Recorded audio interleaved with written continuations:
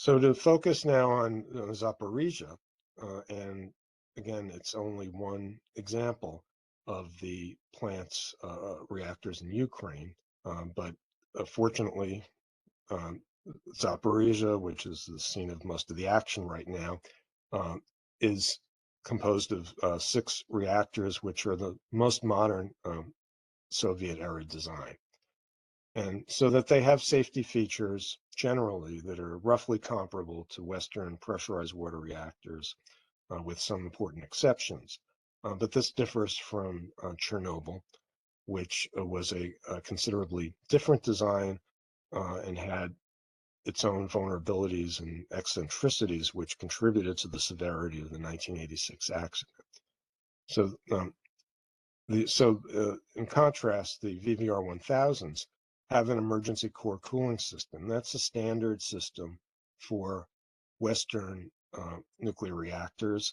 That is, if you lose the initial coolant flow, you have systems that can inject water into the core to ensure that you don't have a loss of coolant that would lead to uncovering the fuel and overheating the fuel.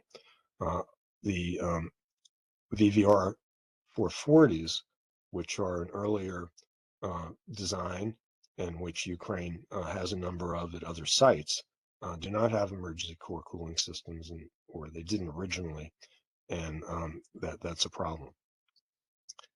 Now, again, unlike Chernobyl, which had a confinement, just a partial confinement structure, the VVR-1000s do have what is comparable to a Western-style pressurized water reactor containment, and that's a thick reinforced concrete shell that is lined with steel to provide leak tightness.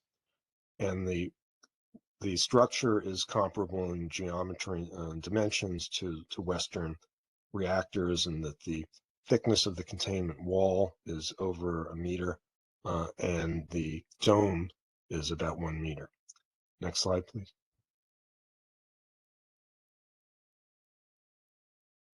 So here's just a bird's eye view of Zaporizhia. You see the 6 reactors, 1 through 6, going from bottom to the top.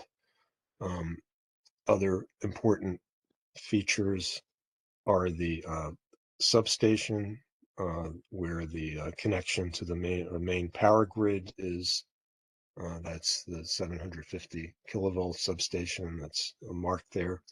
Also, you can see the dry cast storage facility is toward the top of the frame, also bracketed in white. That's so Zaporizhia is an old plant.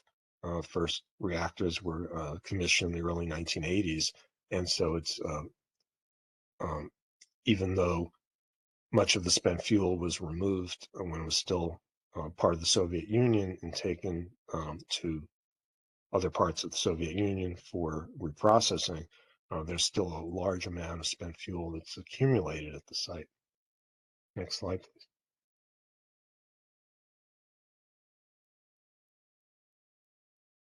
So each VVR-1000 is this structure. So you can see the dome, the reactor compartment, reactor vessel is labeled number 5 here. And you can see that, well, what you can't see, it's not labeled here, but the spent fuel pools are actually adjacent to the reactor vessel and under the containment. So right where you see 5 labeled, right under that and to the right are the spent fuel pools. And this is different from Western pressurized water reactors, as I said, because in that case, that fuel pool is in a separate building. So the fact that it's under containment here presents advantages because it's less vulnerable to a direct attack. But on the other hand, the heat from the spent fuel is more closely coupled to the heat from the reactor. So that if you have an event that leads to the heat up of one or the other facilities or structures, then you're going to involve the other one probably more quickly than you would if it were a separate building. So there's also an issue there.